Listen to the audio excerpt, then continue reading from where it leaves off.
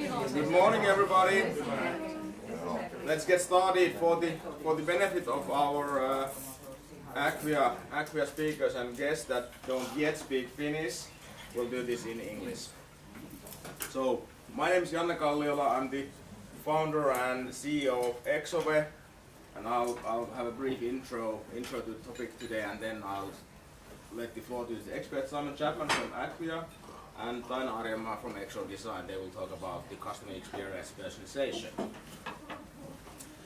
The program is as follows: that you have enjoyed pihka breakfast that was also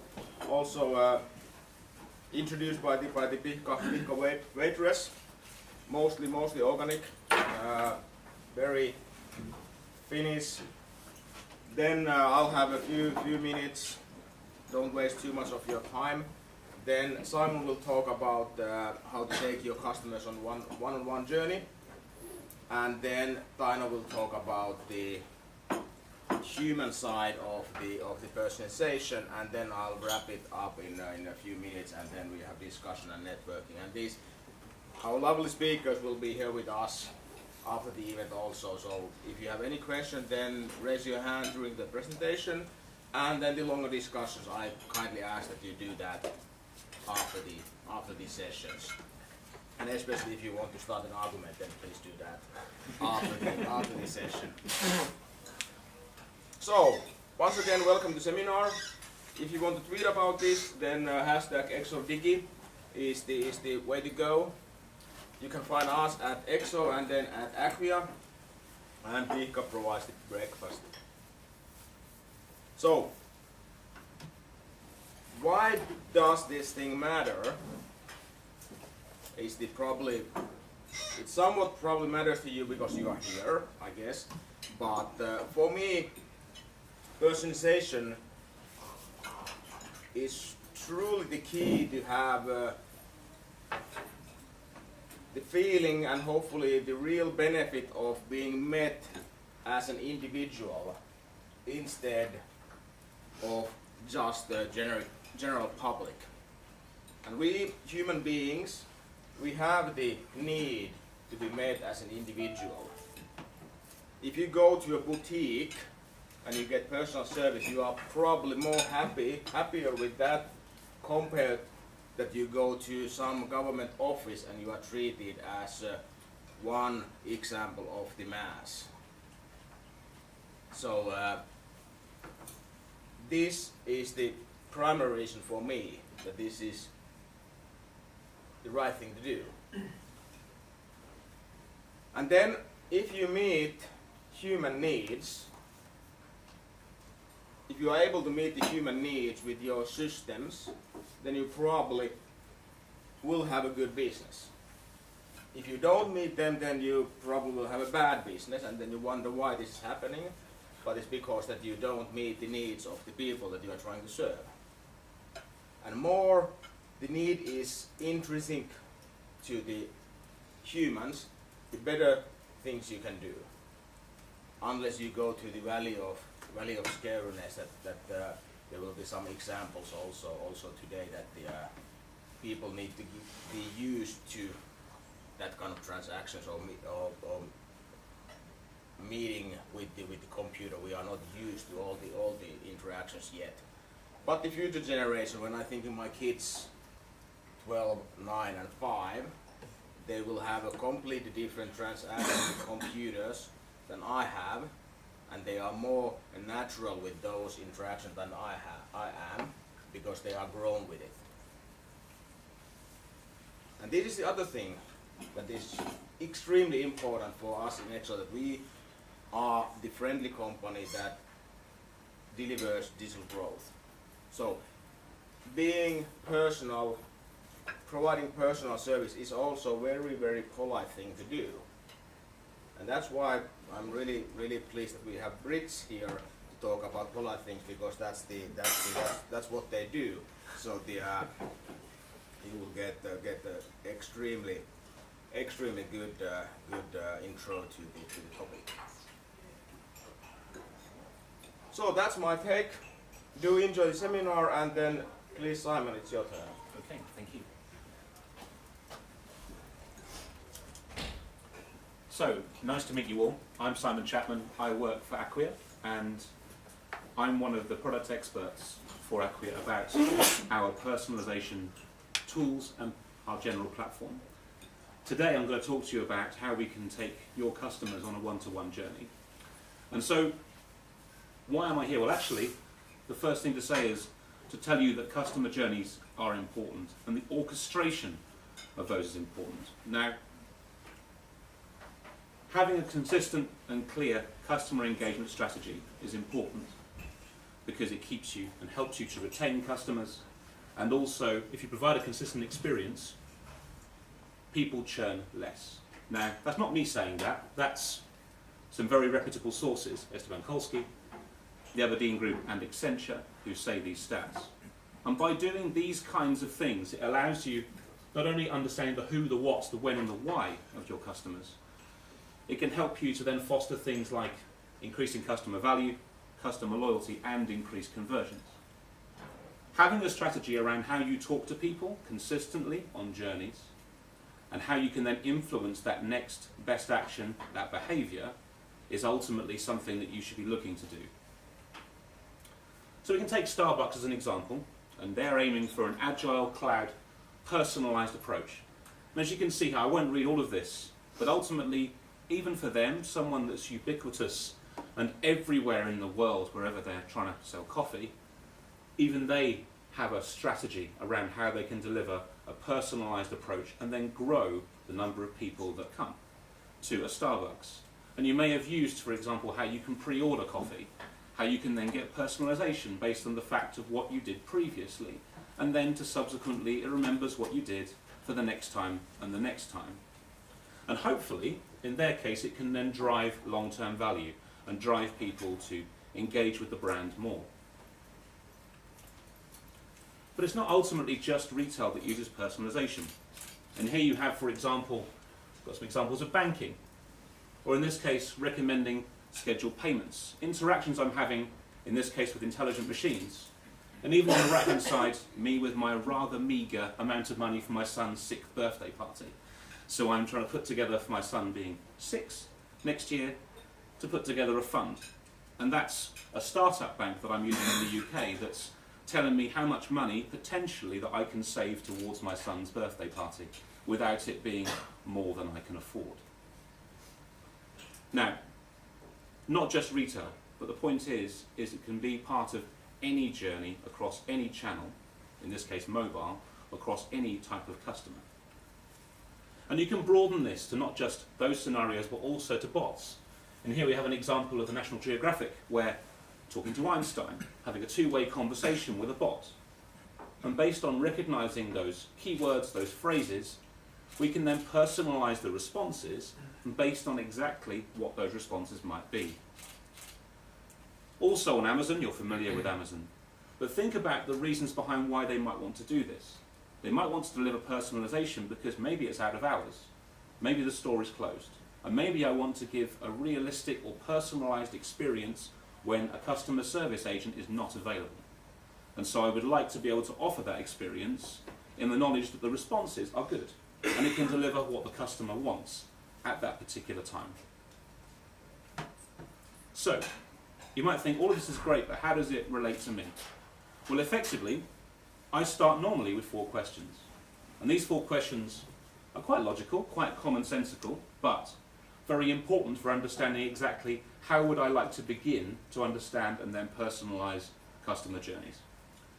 Understanding where your customers are on their journeys and who they are is important. But then understanding the strategies that you have and how you're trying to move them along. And so I talked about next best actions.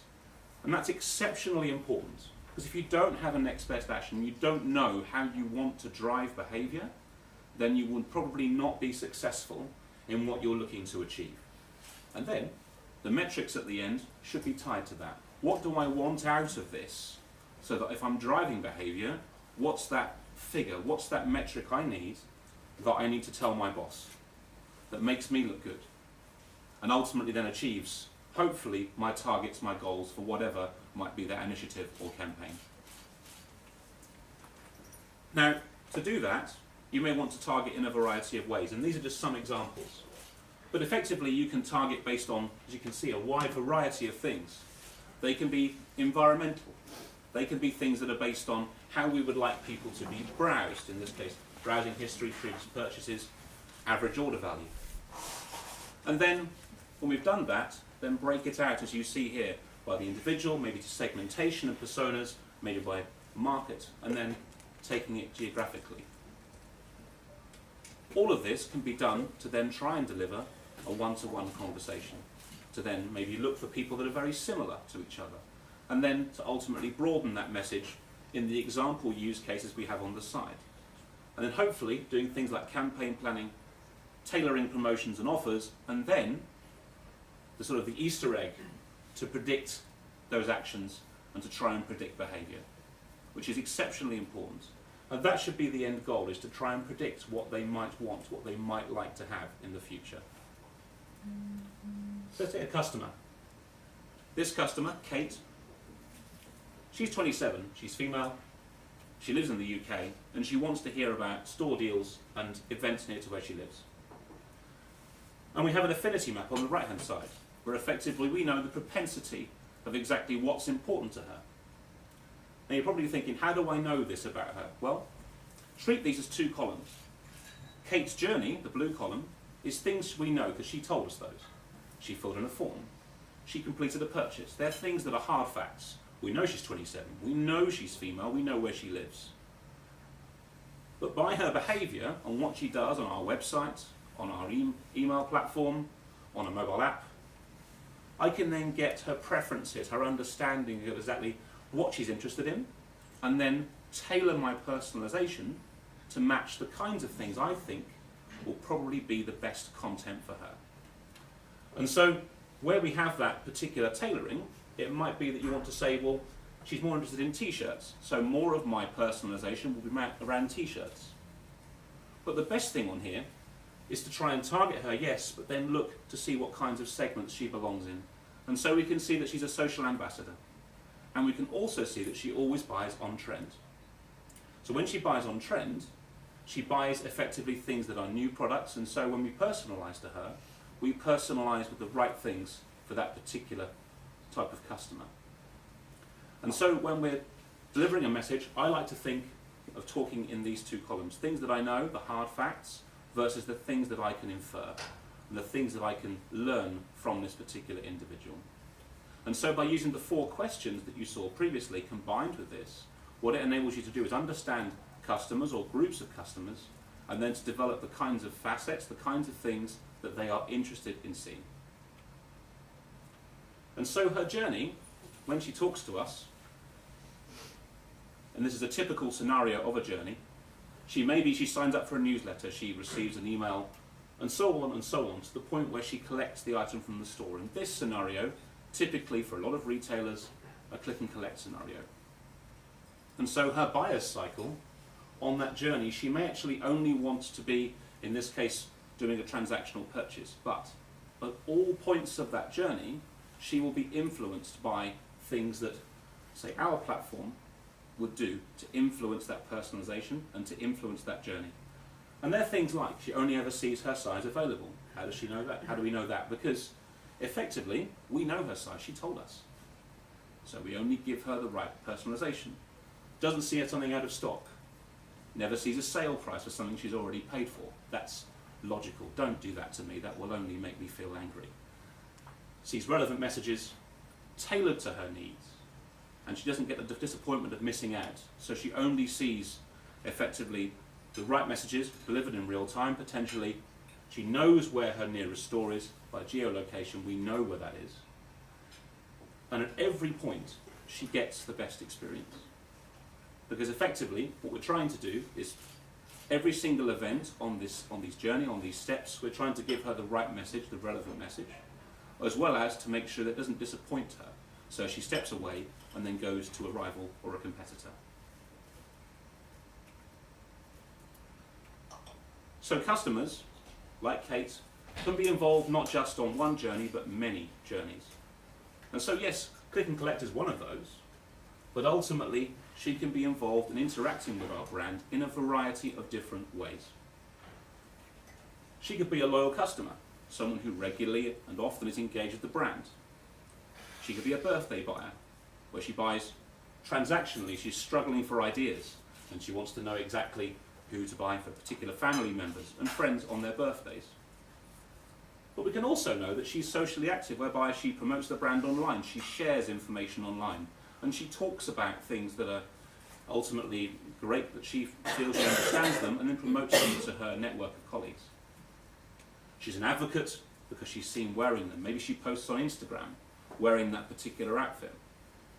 And we saw earlier that she's on trend and likes to look good.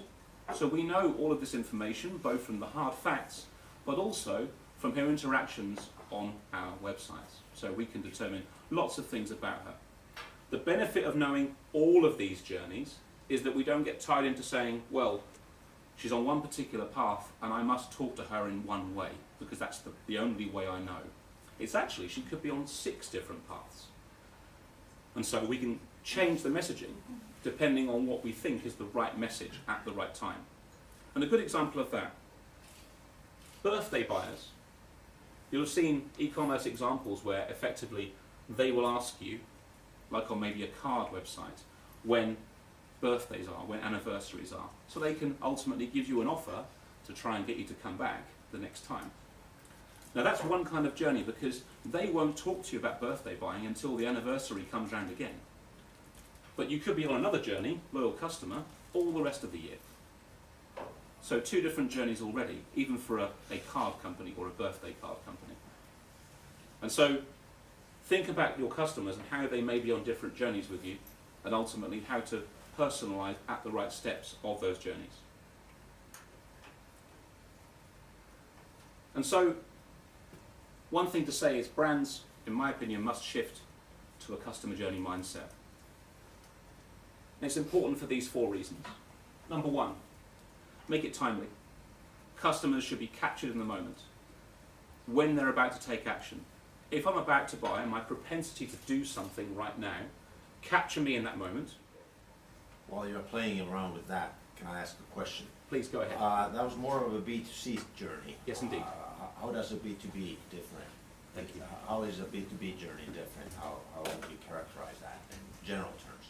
So B2B works in a very similar way, actually. Of course, yeah. But the action may not be a conversion or a purchase. It may be you want to push someone to a form, and it may be you want to get someone to register an interest or to increase reach. And so you're looking to drive someone to an event or drive someone to a thing where effectively someone is going to register in some capacity. So not necessarily a conversion or a buy or a checkout. It's more, I need you to fill in this form, or I need you to go to this location, or I need to browse to this page. But then, doesn't it continue after the purchase, after being Absolutely. a customer and customer success type of a way? Absolutely, and that's done by maybe personalisation, maybe segmentation, collecting that data. And so a good example of that might be buying a car. You go online to a website to effectively register for a test drive. You fill in the information about the test drive, and then that will then send it to the dealership. They will then send effectively that information off. You'll do your test drive, but then when you finish that test drive, it then goes back into a central database maybe to actually then personalise based on the fact that you had that test drive. And so you blend effectively the online with whatever happened in the in-store or in-dealer experience and match the 2 together. So that's one example, but there are sort of many others, and maybe that's a B2B scenario. In that case, I'm buying a van or something else. But effectively, you can blend those 2 together, but you must have, let's say, an event or a thing that you want to head towards that can measure that success. So to attach that then to a metric, and that metric will then be so many people filled in this form, or so many people contacted my particular dealership, or whatever it might be. Okay, so we have my presentation back, we're good. So in terms of capturing the moment, that's one thing. The second thing is to have relevancy around content. And so that relevancy could be getting messages that are in sync with their persona, their wants, and their needs. And so effectively the ability to have relevancy and timeliness together is really important. Next, make it contextual. And at every touch point, customers get the best experience, whatever channel they use, and never get the disappointment of missing out. But then finally, by understanding all of this, and all of you've seen before, the ability then to predict through profiling, looking at those particular attributes, whatever they might be, maybe some offline merged with online, to then maybe get the sound of the crowd, the journey they're on, through maybe people that are like them and think like them, to then target them with maybe some aspirational messages. And so the reason I mention aspirational is because you can do very functional things. You can say, yes, I want to talk to this customer with this message and this message because effectively that's quite functional. But if it's not aspirational, where are you going to drive them to next? You can effectively give them this content or this content because that captures 60% of my audience. But what about trying to make them so that you broaden that conversation to something else? And so always aspire to be something more, to try and deliver another message, another thing in the future that may be, in this case, aspirational content. So, how can we help? Well, for those of you that aren't familiar with Acquia, Acquia is a leading provider of cloud-based digital experience management solutions. And we help organizations to use digital to differentiate in how they offer their products and services, ultimately to, in this case, any channel in a faster and consistent and personalized and scalable way. And so our goal, as you can see here, is to deliver the universal platform for the world's greatest digital experiences. And that's us really very quickly. What that means is we can provide a platform which enables you to personalize, to recommend, to deliver the right content, whatever the channel, and to ultimately do that in a scalable way across whatever that message might be. And why us in particular? Well, actually, you've heard these four things mentioned already. Effectively, timeliness, yes, capturing the moments. Relevancy of content, yes. Contextualization, so whatever the channel they're using, they never get the disappointment of missing out, but ultimately for the future. So when we're doing messaging for the future, understanding your customers, we have the platform that can underpin all of that and hopefully build brand ambassadors to have successful strategies for engaging customers and then ultimately to encourage, hopefully, customer advocacy. And so some examples of that might be, in this case, Hubert Burda Media. And Burda Media, one of our customers in Europe, and the quite important stat just there is they've increased online revenue using personalization for their 52 million readers. And you may be familiar with some of these titles on the right-hand side. And what they're looking to do is provide, as you can see, a contextual online experience for readers. The ability to, in this case, personalize based on particular kinds of information we know about them. If I'm, for example, looking at Cosmopolitan or Glamour, maybe you target me with the right content because I'm interested in those magazines, but not in other titles and other types of content. And for them, as a publisher, digital is fast growing, and so it's the ability to move with those times and ultimately build out this particular, in this case, this personalization, to then try and enhance and recommend whatever the offer is based on what is quite a broad base of people, and then, hopefully, in this case, monetize it in some capacity. I want to try and increase, by user segmentation, how I target people online to then maybe buy more subscriptions. Maybe I want to target them with offers that are, in their case, campaign-based. And probably you've seen a few examples where nearer Christmas you may want to gift a subscription. And you may want to offer me an offer. Now, to my point earlier about journeys, it may be that you know that I bought a gift subscription last year. You can target me again with a similar offer the next year, because actually my behaviour last time tells you that I bought a subscription as a present for my wife or something else. But then maybe I'm buying something for myself. Maybe Men's Health magazine, I would quite happily do with that. And so where we want to then target people, I could be two different kinds of buyer. But we also have another customer in Vodafone. And Vodafone use, in this case, smart digital in-store displays. And all of the content, in this particular case of Vodafone, on these displays is being powered by our content management system. And when customers are interacting with the in-store displays, either the point of sale pieces that you have, or indeed some of the phones and tablets on the benches they have in the store, they're then interacting with content which will then be changed, personalized based on their interactions that they have in the store. And so to the point from earlier, it's not just transacting, It's actually other kinds of ways in which people may be personalised too. So there could be a transaction here, but ultimately this is information gathering. And I want to know more about the products and the services available, rather than effectively you trying to sell me through a particular journey. And also, things like push, mixing together content with commerce, the ability to take transactional pieces if required. Maybe it's a top-up, maybe I'm buying an accessory for a phone. I can then transact in-store without the need potentially to talk to an in-store associate. And so I can self-serve in the store. But ultimately what they're looking to do is to blend the customer experience in-store and online so it feels like the same good experience no matter how I choose to interact, in this case with Vodafone. Can I have a question about that Vodafone? Sure, please. Can you tell if I'm only looking or if I'm interested in buying by my interaction with a tablet or something like that? You can. So there's a science to this, effectively. It depends on my behaviour, and I use a good example, not necessarily with Vodafone.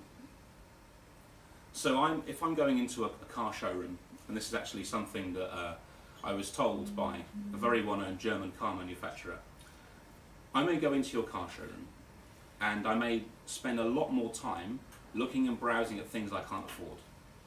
Because they're aspirational, and I will look, and I will look, and I will look, but I can't afford it. Because it's the car that I can't buy, but I really like that car. And so I will spend more time doing that, but actually the one I'm really going to buy, or the thing I'm really going to do, is the one over here. But I don't need to look at that, because I know I can afford that one. And so, how do I know that? Well, actually, they know by the amount of touch that you do on a particular thing. And if you spend the more time and the more time and the more time researching, and there are lots of customers like you, which they do have a model for that, then they know that you're probably not going to buy.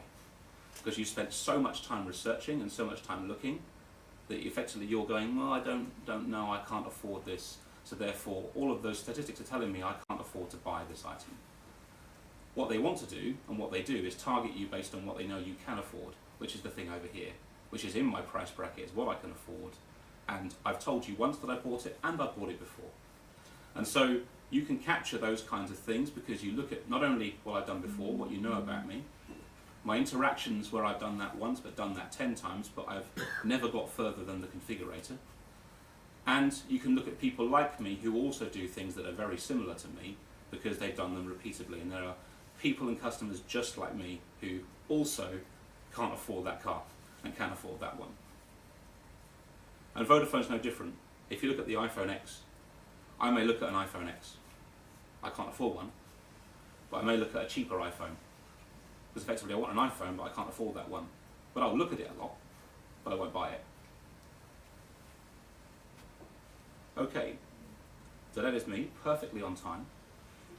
For any questions you have, please. One more question to take a bit of your time. It was clear that your tool scales very well with the large scale, and if you have millions of customers, but if we are jumping to the small end, so how small a company could actually afford using such a tools? If I don't have millions of customers, if I have a hundred or so, a few thousand? We have a wide variety of customers, is the short answer. And so they're customers who have, say, very simplistic small volume needs, Yeah. who have the needs to personalise maybe to 3 or 4 segments or to certain batches of content and to do maybe simple scenarios or with smaller audiences, that's not a problem, Yeah. through to the larger examples that we mentioned. So we have of all shapes and sizes is the What is kind of range for investment? Of course it depends on the case, but you know, to have an idea whether I need to try to 10,000 or 100 or 1 million or where we are. Hi, sorry, I'm Daniel Lacorda, so I actually am responsible for the Northern European region. Right. I'm also with Acquia. So the commercial model is based on your unique visitors, so we have and I'll answer your question. So we have organizations as small as like small charities, Alzheimer's societies, Parkinson's, etc., to the large Roberta's Vodafone. So it's based on unique visitors. So an investment case for some of our smaller ones based on those unique visitors on an annual basis could be about 15 to 20,000 euros. Right. And then it scales up depending on your unique visitors. Okay. So we have customers significantly larger. Good answer, thank you. Sure. Okay, so that's me. Thank you for your time. Hopefully that was useful. I will be around to answer any questions that you have after the next presentation, so thank you for your time.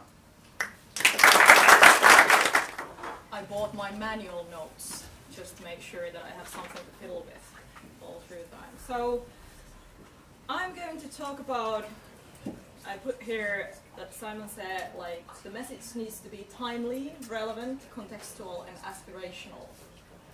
So this is what I picked up, and this is exactly what I'm going to talk about, how to make it so. So, here's a little thing about me. So normally people would say that I'm a business designer, or a service designer, or a UX designer who's been working for 13 plus years or something like that, and yada yada yada. But what I wanted to do today is tell you something personal about me. Sort of, on the upper corner you can see that I love wearables and biohacking, and I'm interested in data, considering myself. And I'm currently wearing nothing that doesn't track something. So I have a Spire in my bra, actually, I'm not going to show you that. That's too personal, I think. But that tracks my breathing patterns, and it can tell if I'm, you know, well, calm or not so calm, which would be tense then, in a way, or if I'm moving or something like that. And it can actually calm me down and suggest to me that, okay, maybe now it's the time for a breather. Also, I have an Aura ring, which is a Finnish startup thing, that they just launched a new one, which actually measures my temperature and heart rate variation and all sorts of other stuff. So I'm hooked on these things. So also, on the down there are things that actually matter to me, which is equality. I tend to be really, well, not cool when some things are not equal. So that really ticks me off, if you can say it like that. Also, I want to have fairness, which comes from the previous one. And then I'm pretty keen on ecological stuff. And I would list it as my value, but does it show up in my everyday life? Maybe not so much, actually, to be quite honest and true. So I may not be doing every single thing there is to be ecological, but I do love the oceans, and I scuba dive and such, and I want to save those things because I feel they are beautiful.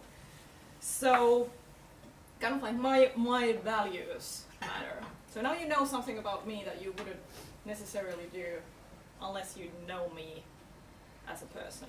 And what immediately happened when I googled the ecological or eco-friendliness, or how is it typed, this came to the translation service that I used.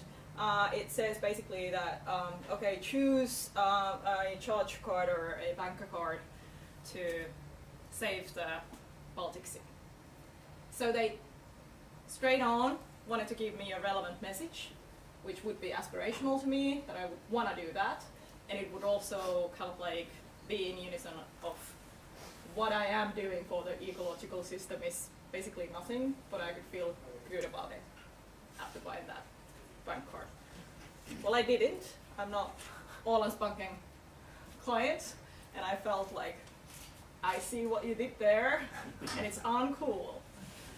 So, but what happened when I said the same thing about the Aura ring? They announced 2 weeks back or 1 week back or something like that, new set of rings. I felt, because they were really mystical about it beforehand, they said, we're gonna have a launch, you're gonna wanna see it, stay tuned, and I was like, super annoying stuff. I don't wanna know what you're up to. When they launched the ring, which is super small, and it has Wi-Fi charging ability, and multiple options of color and such, I bought not only one, but 2, the other for my mom, and my 2 friends out of my running community used my 40% off codes to buy themselves too. So even though I was annoyed about the marketing strategy that they used, the end result was this. So, but that's about me. Usually when we buy stuff, this is what happens. So we are asked multiple questions, just to ensure that we know who you are and where you live and what you'll do next summer and what you did previously and so forth, so forth.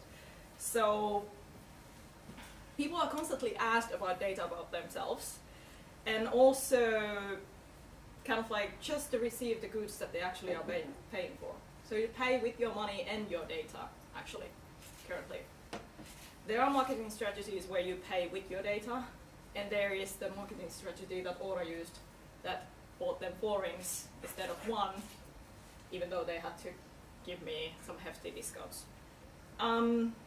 But actually when they say kind of like, we want to personalize this experience for you and this is why we're asking and tracking and whatnot, as I said in the brief that you might have read, is they are lying.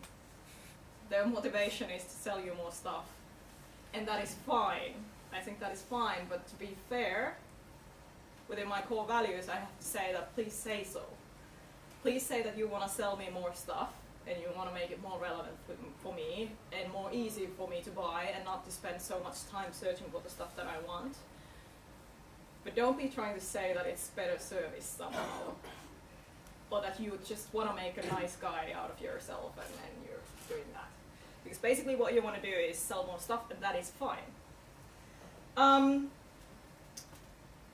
There are these, as Simon said, there are these clever AI-related solutions for tracking all of these things, so you don't actually need to ask. You can just, take the stuff. But why would I want to give you my data? Why did I today want to tell you something about me? I wanted you to understand where I'm coming from. But in a normal setting, in an online web store, why would I ever want to give you my data? Why would I then also buy the stuff with my money? Normally people actually tell a lot about themselves in social media. So basically in Facebook or Instagram or something like that, you see a lot about stuff about people. You can tell a lot about where they've been, and like we discussed with Simon previously, is like Apple actually tracks your every move and then actually tells you about it nowadays. Previously it didn't, but like I was telling, like every single time in the evening I'm going home, my iPhone actually tells me that, okay, it will take you 12 minutes to get home by your car. And that is super spooky. Like, how does it know that I'm going home? How does it know that I'm actually in my car right now? How does it know that with the current traffic conditions, it'll take me 12 minutes to get home and take this road to make it? It just knows. So I'm bleeding data all the time, but still people ask. But where I'm actually giving you my information is social media and Google searches and whatnot, and I'm taking them from everywhere I go, and I'm actually using software that tracks my every move. So if you put people in social settings, they will tell you. And actually also to provide the discounts, you might want to be more prone on giving your data, although there might be limits to that. So maybe 40% off the ring, or 50% off the ring, or totally free one, or something like that makes me want to give them my data to the cloud. But then also these days, the kind of like the identity tests and such are something that people feel really scared about for a good reason. So don't go asking them about some futile data that they don't see, that kind of like the connection between you asking and then them answering. Like this thing. I don't know if you've seen this meme somewhere, but this came straight after the meme that actually people felt for. It asks the same things, basically. Kind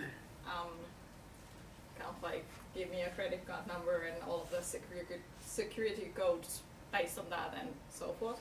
But there was a meme before this one that actually asked the same things.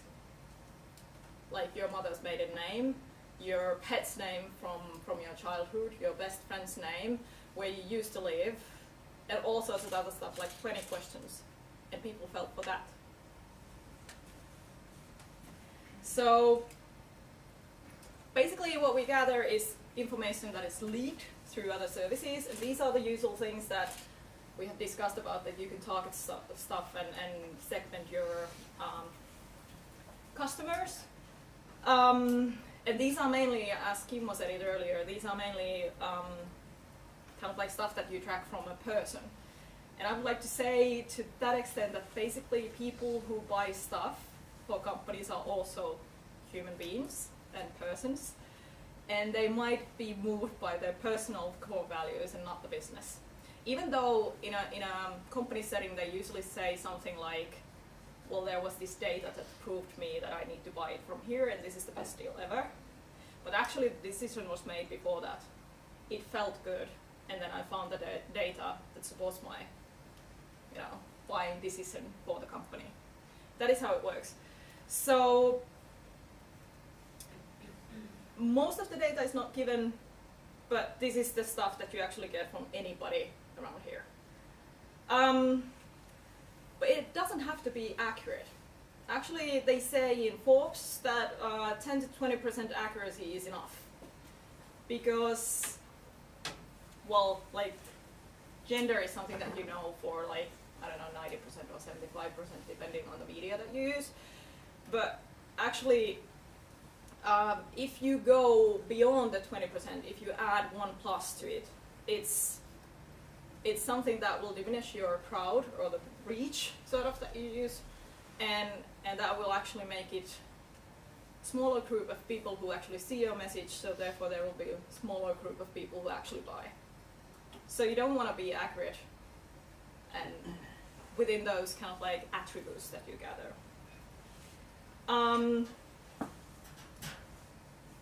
So for historical reason, also the data never got better than 20% accuracy because it was enough. People get enough sales based on this. So a couple of examples. Can Yeah. I ask a question? How do you define accuracy in this case? It's like basically that do I know if the person is female or male? That's an easy one. That's an easy one. Then you But have like 100 then the different age things. group or something Yeah. like that. So I don't have to know, for me to be able to, so when I pick and choose from Facebook maybe, like I pick and choose that I want to reach 30 to 40-year-old females. I don't necessarily want it to be accurate. So I want also the 25-year-olds and somewhat, and maybe the 42-year-olds also. It doesn't have to match. That is enough, actually. And if it goes beyond the 20%, then, well, Facebook has these algorithms that they can actually target, and then also Google's AdWords and so works better because it's a precise search phrase or word that you can use, and they can actually target and make it convert. But in general sense, this is it. Fuzzy logic. Yeah, Yes. yeah. And why it works is also, well, let's get back to that in a second. So a couple of personal examples of what happens. I'm now 36 years old, so I go to the coffee nerd woman, 30 years or plus, and I work in an IT company. I actually live in Tampere, and I work in Helsinki, which is something that separates me from the crowd. So if you do this kind of like algorithmic search for me, I live 170 kilometers off from where I work, so that tends to push off the logic of AI, because that is not common, sort of. So basically that would put me in a potential coffee shop customer at Tampere, which is what actually happens in Twitter or in Facebook or in everybody else.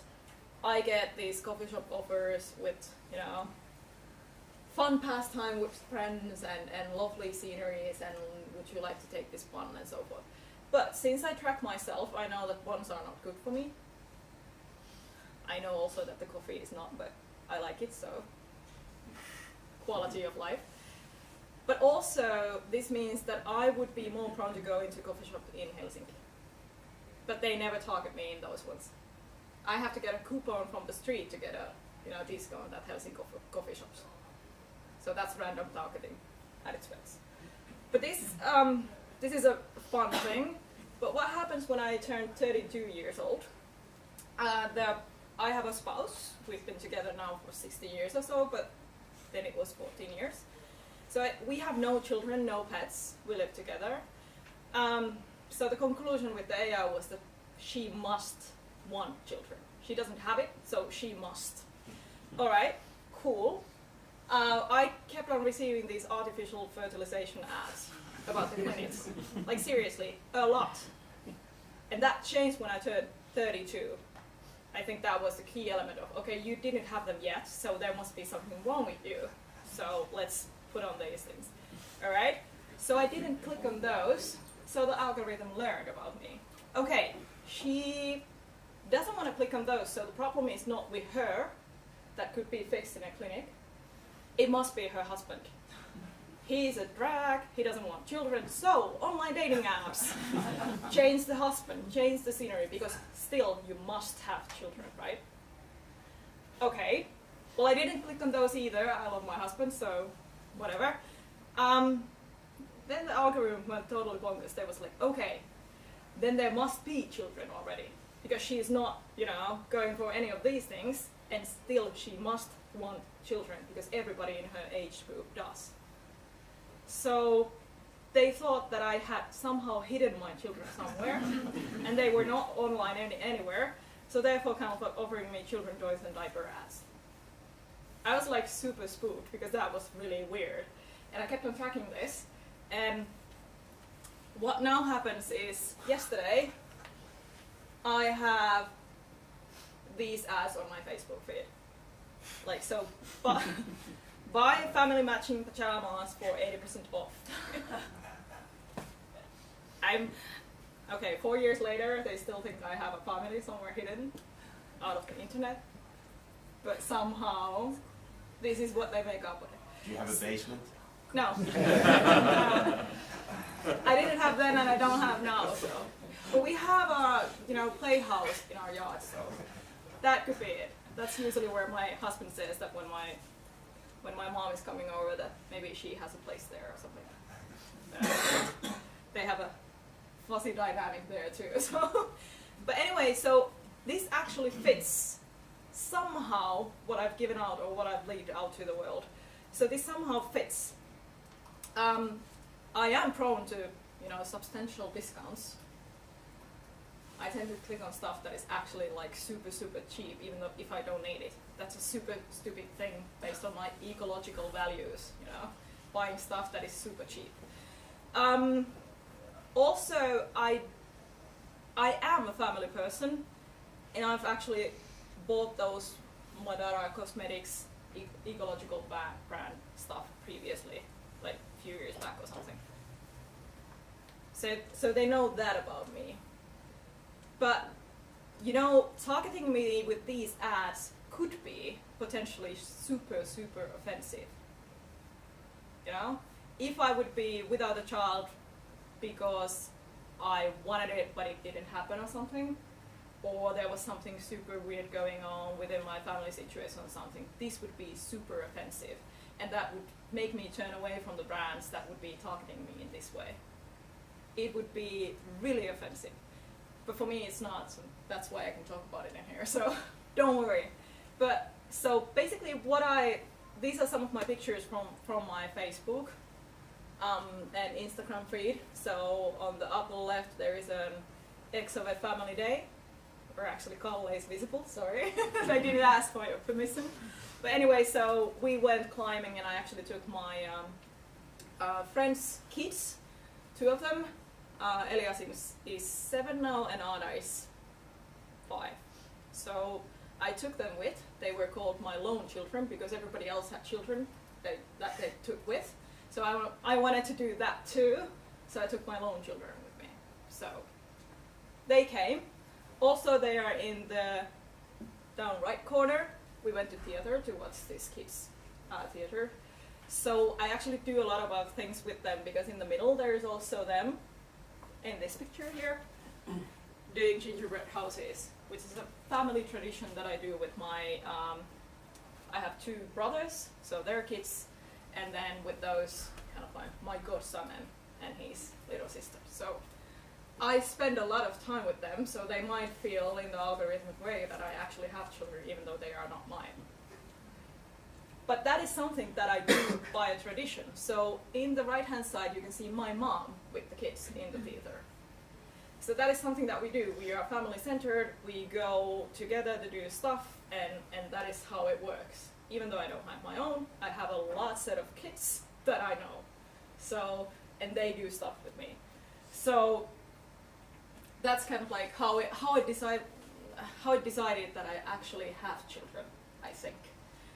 Also, I've been actually sharing some ecological stuff and so forth, so and describing to this Madara emailing list or something. So those things combined end up being like, she will buy these things. Alright, but to get back to the thing that I was saying, the 15% is something that pops up in internet search if you search for this. It is enough conversion if you have 15%. Because 15% compared to 0% or targeting in the blind makes perfect sense. This usually is enough for people. And I know that we talked about, at least with Kimmo someday, about 40% conversion in customer products. Well, that is huge, right? 40% would be huge, right? But like 20%, 15% is in customer base really good. Also, we can talk about 4 to 5% of conversion rates. That might be a good thing if you put an ad there and then you get sale of, out of the impressions you get 4 to 5% of sale, and that is still enough. You get more money than you paid for the ad. So, and also in sort of like when we go to business clients, it might be even less, and it's still a good investment. So you need to calculate these things, and you need to see how it works actually based on the data. So, but also, as I said previously, those kind of like get a dating app and so forth would be really offensive. If it would be really offensive for me. It isn't, so mainly you should care. If your conversion rate is really low, you should care, because then your target group is maybe off, and you may be pissing off somebody who is not buying. They're not only not buying, they're also saying to somebody else, preferably, these guys and this brand is not good, so don't buy from them. So you may be losing sales more than you actually know. So about those my core values, I think you need to know about your users also something else that doesn't come from data on its own. So I think user experience cannot be built only on available data. You need to ask why. You need to know what is important, what is meaningful to the user, and about the timeliness. When is the correct time to ask for something? When it's time for a cup of coffee, and when it's something else. And why are these important? Why are they meaningful? Why is it the correct time? So in the user experience tradition, we have these methods of anthropology and user experience testing methods and interviewing people and so forth. We have these methods of finding out the why. When this relates to data is basically when you can see a trend from the data and then you wonder why that is. Don't use your brain, ask why out of your subjects. So kind of like, don't think that I know, ask. And this is what we usually do on a day-to-day basis. We ask why. So if you ask the why for like 5 or 4 times from the same person, but why is that?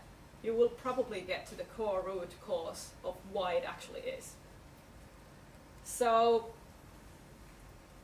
we think that you need to understand those motivations, sort of like secret wishes and pain points and actual solvable problems that they might have, and then offer a solution for that. And from the surface, from the personal actions or the data collected or something, you can only see that much, and then you need to figure out why that is. By asking why a few persons, you can make out the solution that is accurate enough, which is 20% accuracy, which is enough. So, but find out why. Find out what makes the person tick, and what is it that makes them move, and so forth. So kind of like there are these secret wishes I put there. These are the things that the people don't want to tell if there is no something that they get out of it. which is meaningful for them. They don't want to tell you, they might want to tell you the pain points in words of, you know, problems that they have. And it's worth knowing, like, what are the pain points in your segment.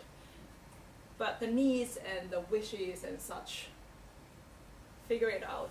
And also there is the kind of like the goggles which says why and the data. So those two combined will tell you these things. How can they tell you? So this is just a random, you know, graphic about internet users who use these sort of services.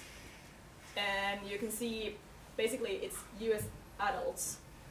So if this would be teenagers, the Facebook thing would be declining like this, like rock bottom. They are not there, it's the adults that are. So, but anyway, so you can see like how many percent out of those people use some service. So maybe you could tell like roughly 25% use each 5 of those, which is really a big number sort of.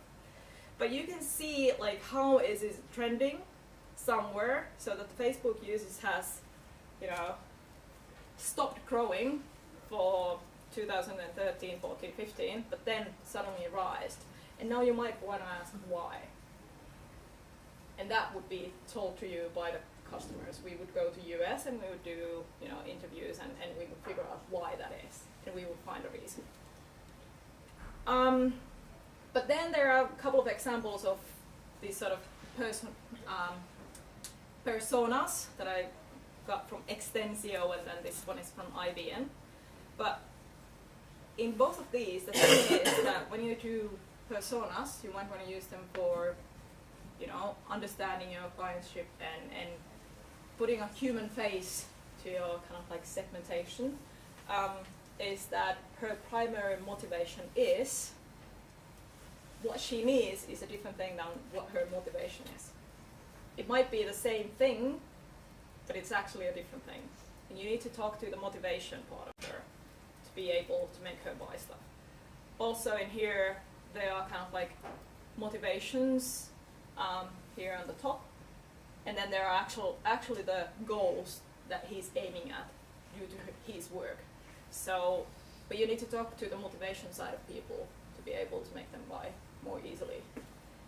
And to make them feel that they have good user experience. So I've been talking about a lot about you might go wrong by just deciphering the data, but should you still target and do stuff? I think that is not a question, you just have to. There's a comic strip about that our study concludes that this is the percentage of our customers who will buy from us without any effort whatsoever on our part. So you'd have to. There's also the thing about everybody else is doing it already. You need to, since everybody else is doing it. It can also be offensive when somebody who is expecting you to customize your user journey towards their needs and be helpful in selecting stuff to buy, and then you don't do it. That is also offensive. You're not interested in me. How come? I would choose a different store if you don't want to serve me. So all others too, you want to do it, but also don't be spooky about it. Don't do it too good. So like my iPhone telling me it's 12 minutes to home when I sit in my car, that's spooky. Also this one would be really spooky. And also what we discussed about the target example, so to cut the story really short, it's basically dad found out that his daughter is pregnant due to targeted ads, and that was really spooky. If you don't know it, Google it up, so then you'll get interesting results in your targeted advertisements afterwards. Yeah. So don't overdo it, but just, you have to do it. But be, you know, sensible about it, figure out the motivations behind different needs and so. Alright, thanks.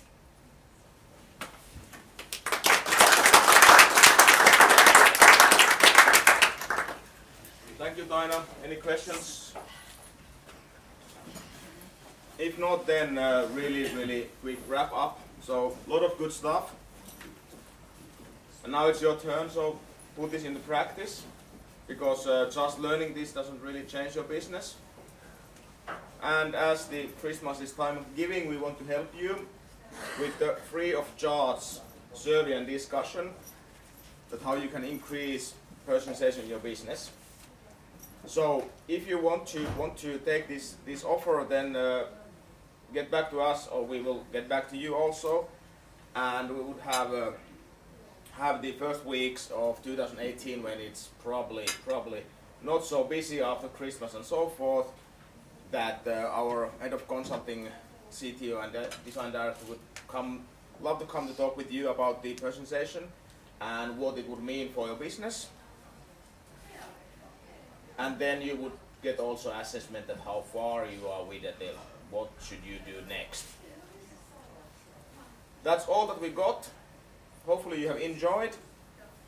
Thank you for your time, and do enjoy the holiday season.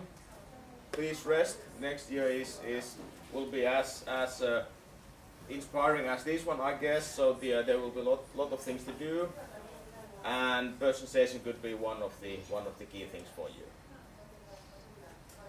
And then those that are interested in more technical, that how this is actually done, then are invited to join us at 5 o'clock today, when Simon will go through to the bowels of the system, so to speak, that how these things actually work, and it will be more coder developer oriented session, but if you ask nicely there, they will also explain in plain English, I guess.